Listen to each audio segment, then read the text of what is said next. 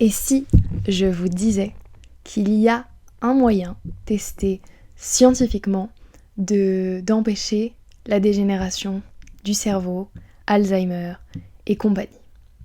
Me croiriez-vous? Eh bien, vous n'avez pas à me croire moi, puisque je vous mettrai en description les professeurs dont j'ai lu les livres, mais qui ont fait des vidéos longues comme le bras pour parler de ce sujet. Et donc aujourd'hui, je vais vous parler du sauna. J'ai décidé donc de faire, on me l'a demandé, plusieurs vidéos, donc je sais pas quand, je sais pas comment, mais plusieurs vidéos sur toutes les choses qui m'ont aidée, parce que l'année dernière j'ai failli, avant de faire une petite bêtise, mais en tout cas j'ai amélioré ma santé au point où je pouvais faire ce que je n'avais pas pu faire durant les 10 dernières années. Et donc j'ai amélioré ma fatigue chronique, j'ai amélioré beaucoup de choses dans mon corps. Et on m'a dit, STP, raconte-nous ton expérience. Et j'ai pas vraiment envie de raconter mon expérience, je préfère vous parler de la science, parce que c'est elle, globalement, qui travaille sur ce sujet. Et avant de vous parler du sauna, qui est un mini miracle à mes yeux, je vais d'abord vous parler de pourquoi on n'en entend pas parler. Parce que je ne pense qu'aucun d'entre vous n'est jamais allé chez son médecin et a été prescrit des séances de sauna. Certains par contre se font prescrire de la thalassothérapie, mais c'est généralement les personnes âgées, et on fait rarement du sauna quand on est vraiment vraiment très âgé, quand on n'en a jamais fait. Et c'est justement quelque chose, encore une fois, qui rejoint ce qui me fait être haïe par de nombreuses personnes, et qui est que je critique énormément la sclérose du savoir, le fait que d'un pays à l'autre, les pratiques médicales n'ont rien à voir, et ça pose quand même question de savoir qui a vraiment le savoir. Et donc ce que ces professeurs expliquent quand on leur dit mais comment ça se fait que le sauna n'est pas proposé à toutes les personnes dont je parlerai par la suite, eh bien c'est simple, et pourtant c'est une pratique millénaire, hein, le sauna. Je sais pas si vous êtes adepte de lire des livres du 18e, du 19e, mais moi j'adore ça. Et aller au zoo, donc le froid, le chaud, etc., c'était quelque chose de très classique. Bon, on n'avait aussi pas de bons traitements à l'époque, mais il n'empêche que c'était quelque chose qui fonctionnait sur beaucoup de choses. Et en fait, il y a deux raisons, il semblerait. La première, c'est que c'est trop simple. Et la deuxième, c'est que c'est tombé dans l'oubli. Comme possibilité de traitement, d'aide pour les gens malades. Donc tout ce que je vais dire par la suite, je l'ai lu, je l'ai entendu par des professeurs, des médecins, des chercheurs. Je ne sors pas ça de ma tête parce que ma tête n'est pas capable d'inventer l'extraordinaire fonctionnement du corps humain. Il n'y aura pas d'ordre, mais je vais quand même commencer par parler. Bon, bien sûr, il y a des gens qui ne peuvent pas faire de sauna, c'est une évidence. Je ne suis pas médecin, donc je n'ai pas à dire qui peut ou ne peut pas. Par contre, donc tout ce que je vais vous parler là, c'est très bon pour toutes les personnes qui ont des maladies auto-immunes, puisque ce sont ce qu'on appelle des maladies inflammatoires du corps, c'est-à-dire que si on fait un blood test pour tester... on teste le sang pour tester des marqueurs de l'inflammation dans le corps, qui peuvent être testés par le sang, et qui sont en général très élevés pour les gens qui ont des maladies auto-immunes. Très élevé pour des gens qui ont des maladies chroniques, des fatigues chroniques comme je fais partie, et aussi pour certaines maladies mentales. Donc pour tous ces gens-là, déjà le sauna c'est génial, mais certainement pas que pour eux. C'est extraordinaire pour tout ce qui est maladie cardiovasculaire, bien sûr quand on le prend tôt, hein, c'est pas quand vous aurez les jambes gangrénées qu'on va vous mettre dans un sauna. Je rigole, mais enfin bref, voilà. Il faut commencer le tôt, le sauna. C'est extraordinaire pour plein de choses, la longévité notamment, et je vais commencer la partie scientifique maintenant.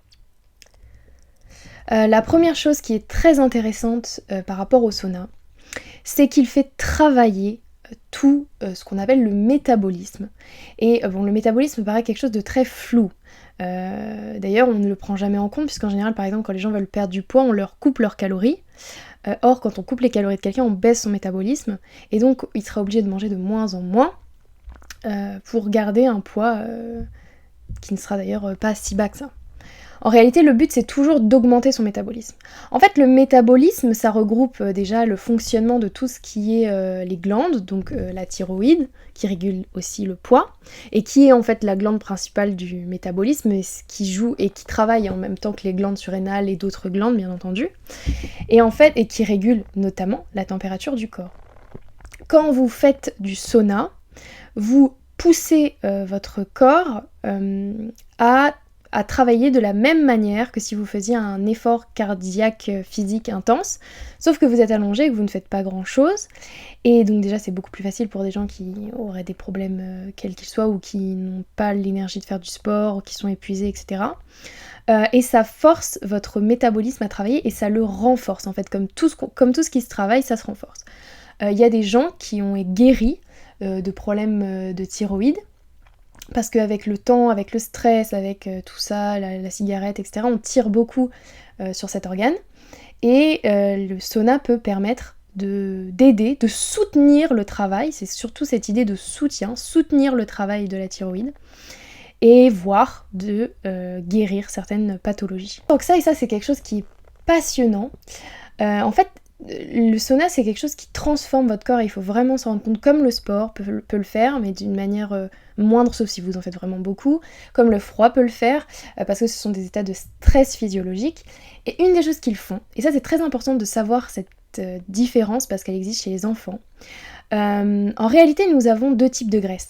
Nous avons donc des graisses blanches et des graisses brunes. Les enfants naissent avec de la graisse brune. C'est pour ça qu'ils n'ont jamais froid. Parce que la graisse brune, c'est une graisse qui est activée, on va dire, qui a une mitochondrie, enfin en tout cas qui sert à quelque chose, qui a une fonction dans le corps. Et qui donc brûle d'ailleurs plus de calories. Alors que la graisse blanche, c'est une graisse inactive, une graisse qui ne sert à rien hormis stocker, et qui n'entraîne pas une augmentation du métabolisme. Donc c'est globalement pas une bonne chose pour le corps. Et donc dans le sauna, ces choses se modifient. La deuxième chose qui a été vue, qui est une des choses principales que fait le sauna, elle crée ce qu'on appelle des heat shock proteins, donc des protéines du choc des températures. En fait, ce qu'il faut savoir, c'est que dans le corps, une majorité de notre corps est constituée de protéines. C'est d'ailleurs pour ça qu'il faudra que je fasse une vidéo sur la nourriture et qu'on doit manger beaucoup de protéines. Ce n'est pas pour rien que la protéine, c'est le premier. Donc c'est la première, littéralement, composante de notre organisme. Et donc, le problème, c'est qu'avec le temps, le vieillissement, etc., les protéines, qui donc composent tout, composent ADN, composent énormément de choses, peuvent dégénérer, donc mal se composer, et même, et c'est ce qu'on observe dans la maladie notamment d'Alzheimer, former des plaques autour des neurones, et empêcher donc le bon fonctionnement du cerveau jusqu'à conduire à des maladies neurodégénératives comme Alzheimer, mais pas que. Et ces protéines donc de choc des températures, en fait, leur travail, c'est de réparer et de protéger les protéines qui sont déjà dans notre corps. Et c'est pour ça qu'on étudie notamment le sauna pour aider à prévenir les maladies neurodégénératives. Et en plus de ça, exactement dans le même esprit des neurones, protéger les neurones, ce qui se passe quand on est soumis à un stress, donc comme le sauna, un stress physiologique, je reviens, il y a ce qu'on appelle production de BDNF, donc la Brain Derived Neurotrophic Factor, qui permet aux neurones de survivre et surtout d'en produire de nouveaux.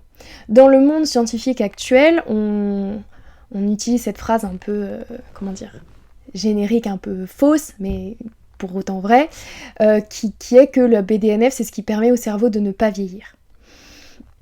Et c'est le cas. Ou en tout cas, il permet au cerveau de continuer de fonctionner.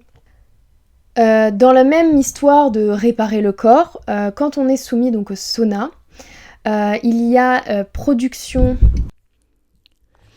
d'une autre protéine dans le sauna qui s'appelle la FOXO3, donc FOXO3, qui elle a exactement la même fonction que la protéine de choc, sauf qu'elle, elle répare l'ADN. Et comme vous le savez très bien, un des problèmes qui se passe dans le vieillissement, c'est que l'ADN ne se répare plus, peut dégénérer, donc qu'est-ce qui se passe quand l'ADN dégénère? La cellule dégénère, les cancers, enfin bon bref.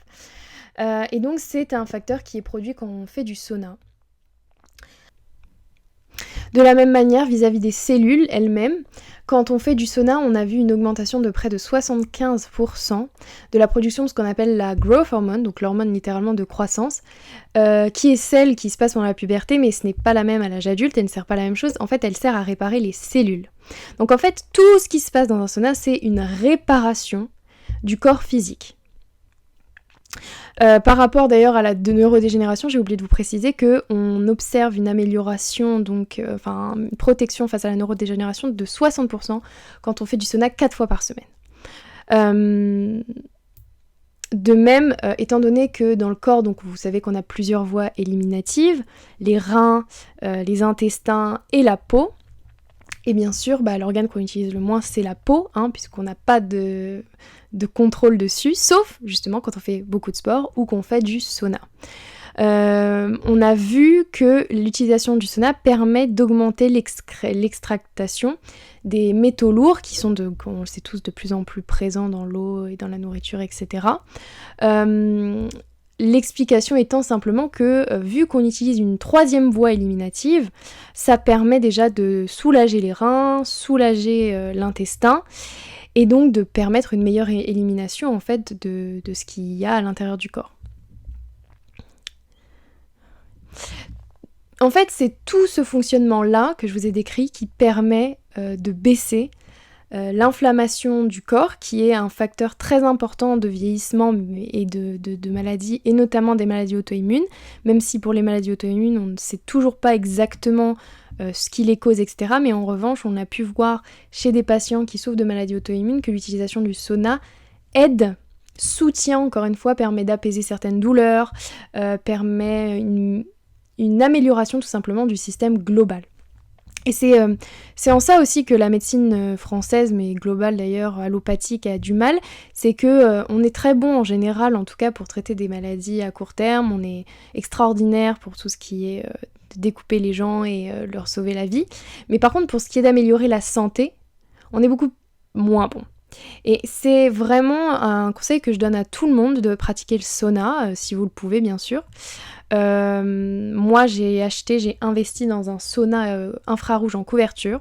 Si jamais ça vous intéresse, je ne fais pas du tout de promo, c'est juste que j'ai un code promo pour mes amis et je peux vous le refiler si vous venez me voir en DM sur Insta.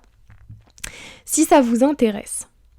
Donc pour résumer, le sauna, comme toutes les formes de stress physiologique, donc le sport, le froid, le jeûne, permet de forcer le corps à se régénérer et à s'améliorer, tout simplement.